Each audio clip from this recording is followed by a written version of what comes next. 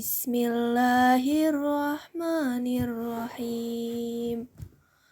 Walaqad khalaqnal insana min sulalatin min tin. Summa ja'alnahu nutfatan fi qararin makin. Summa khalaqnan nutfata 'alaqatan fakhalaqnal 'alaqata mudghatan fakhalaqnal mudghata idhaman fakasawnal 'idhama lahman summa ansha'nahu khalqan akhar fatabarakallahu ahsanul khaliqin. Shadaqallahul azim. Begitulah kiranya firman Allah Subhanahu wa Ta'ala dalam Al-Quran yang menjelaskan bahwa Allah telah menciptakan manusia dengan serangkaian proses yang sedemikian detail dan menakjubkan. Lalu bagaimana cara kita untuk mengimplementasikan dalam perilaku kehidupan sehari-hari? Simak terus videonya. Assalamualaikum warahmatullahi wabarakatuh. Yang terhormat Bapak Nanang Kosim, SPDI, MPDI selaku dosen pengampu mata kuliah Pendidikan Agama Islam Politeknik Kesehatan Kementerian Kesehatan Semarang, dan juga teman-teman yang kusayangi yang menonton video kali ini.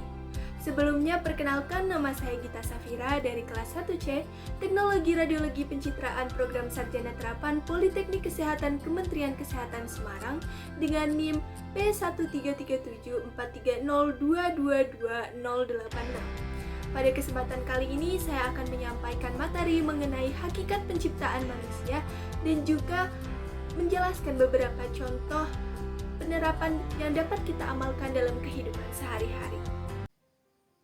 Allah telah menciptakan manusia sebagai makhluk yang spesial dan sempurna, karena Allah menganugerahkan manusia akal yang mana tidak dimiliki oleh makhluk lain.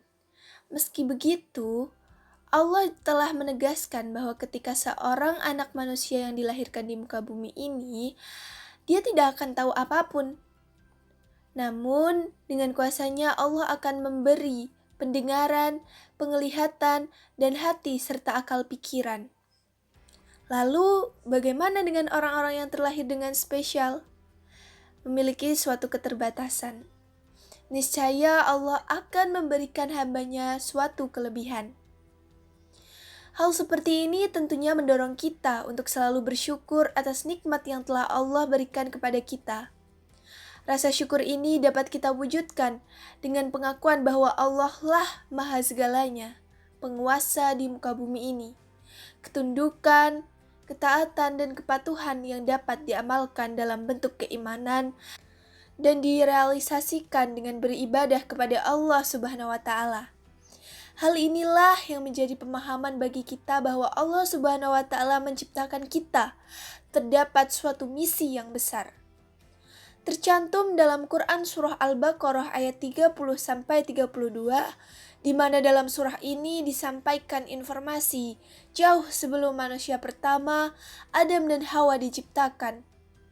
Allah telah menyampaikan kepada malaikat bahwa Allah akan menjadikan manusia sebagai khalifah di muka bumi ini. Khalifah, seorang pemimpin. Khalifah yang dimaksud Allah Subhanahu wa Ta'ala ialah yang menggantikan Allah Subhanahu wa Ta'ala dalam menegakkan hukum-hukumnya di muka bumi ini.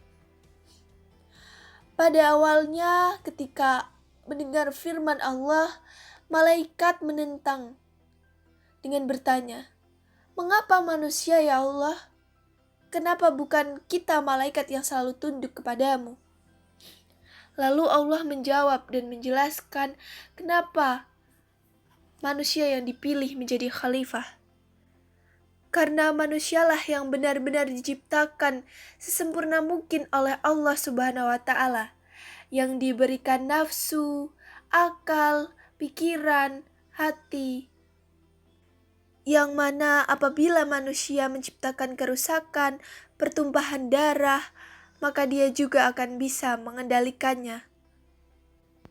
Dan tentunya kita tahu bahwa Allah Subhanahu wa taala menciptakan semua manusia di muka bumi ini dengan suatu kekhasan yang unik. Ada yang betul-betul taat kepada Allah Subhanahu wa taala. Ada pula yang selalu ingkar dengannya. Akan tetapi, perbedaan inilah yang menjadi keseimbangan di muka bumi ini. Begitu juga dengan beraneka ragamnya rupa dan sifat masing-masing manusia.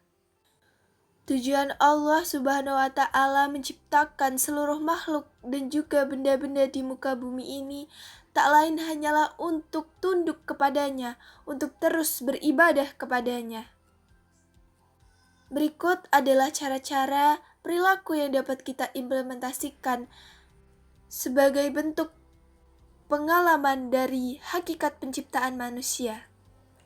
Yang utama adalah membiasakan membaca Al-Quran dan memahami setiap artinya.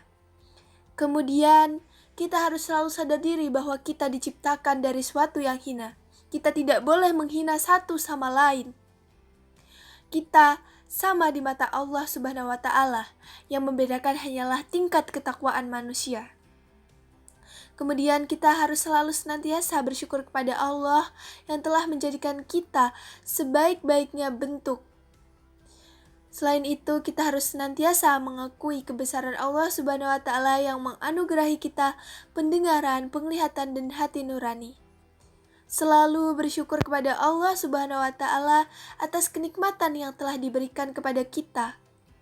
Wujud-wujud syukur itu dapat kita wujudkan melalui sholat berjamaah, kemudian menolong sesama lain, melakukan kebaikan-kebaikan, menghindari hal-hal yang dilarang oleh Allah Subhanahu wa taala.